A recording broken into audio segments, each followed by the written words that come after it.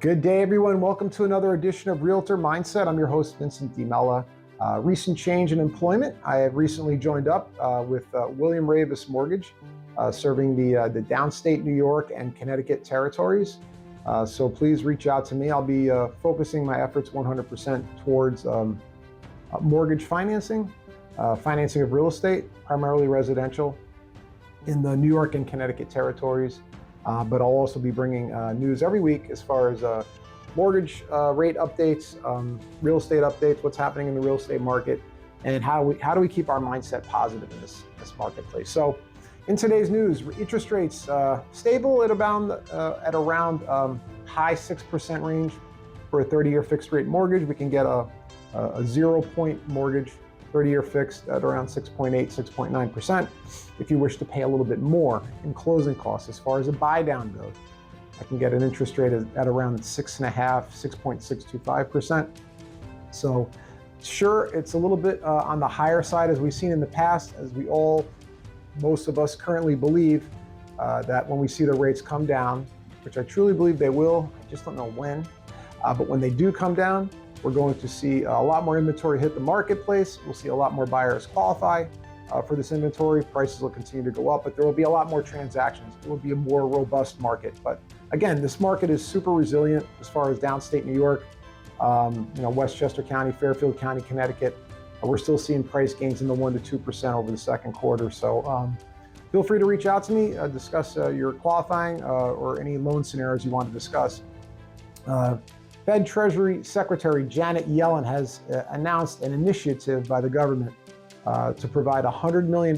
This is to be spread out over the next 3 years to help with low to moderate income housing.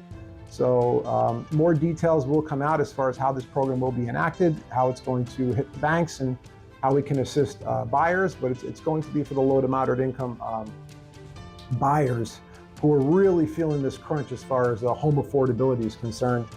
In the last 4 years, the average sales price of a house in the United States has gone from $280,000 to $410,000. The only other time we've seen a spike like this is in the early 2000s. But why is this different? Well, one thing I can share with you is as long as default rates have been measured over the past 20 to 30 years, the average default rate in the United States is at 1%. Out of 100 houses that have a mortgage on it, 99 of them pay their mortgage on time.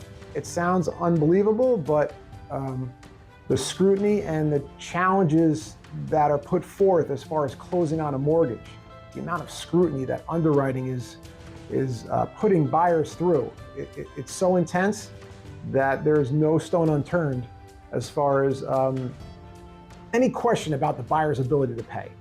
So we're seeing the strongest mortgage-backed securities market ever as far as default rates. That's a good thing, okay?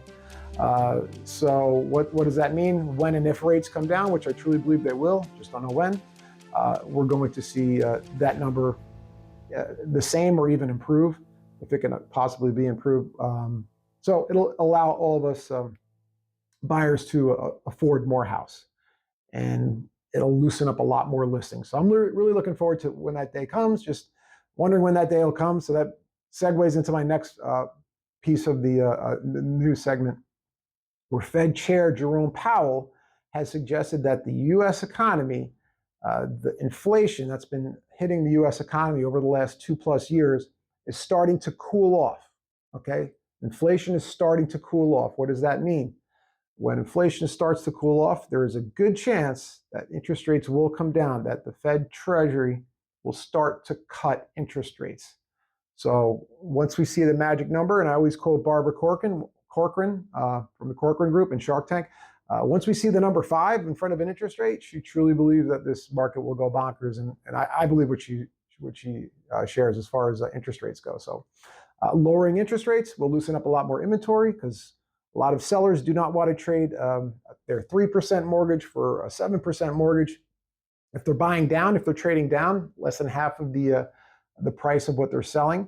But if they can trade a 3% mortgage for a 5% mortgage, maybe that might make more sense. So that's the logic there. So as far as mindset concerned, I listen to a lot of motivational speakers, as you all know. One of my favorites is Rob Dial, and I listen to him consistently on Spotify. And he talks about your limiting. He was talking today about your limiting beliefs and how you cling onto your limiting beliefs. Because listen, we're in sales, real estate, mortgage, inspection, whatever it is that you do. We do incur a lot of failure, and when the failure is in front of you, yes, it's easy to see the failure, but the challenge is to see past the failure and eliminate the limiting beliefs, eliminating the failure beliefs in your mind. So he was at a conference recently, and he said, "Show of hands, how many people believe they can make $1 million a month?" And hundreds of people in the room, and nobody put up their hand. He's like, "Really? How come nobody believes that they can do that? How come none of you believe that you can make $1 million a month?" And he said, he was looking around the room, and he kept asking, he kept prodding, and he said, "There's one lady in the audience that got a little agitated. He can sense it." So he walked up to her and he said, "Why do you believe you can't make $1 million a month?" And she said, "Well, Rob, it's easy for you to say, but I have all these challenges going on in sales, and the market is tight, and all these, listen." She gave excuses, and if you know me, I really don't like excuses. This is a results-driven business, but again, he goes back to the limiting belief. He's like, "Okay, I understand what you're saying. It's a big number. $1 million a month is a big number, but that's the trick, right? That's the trick, to get your mind to believe, that you can make $1 million a month." Okay, so as the old cliche goes, shoot for the stars, but if you don't hit the star, if you land on the moon, is that a failure? Probably not.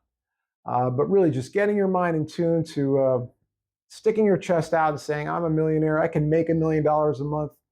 I got this. It's going to happen for me."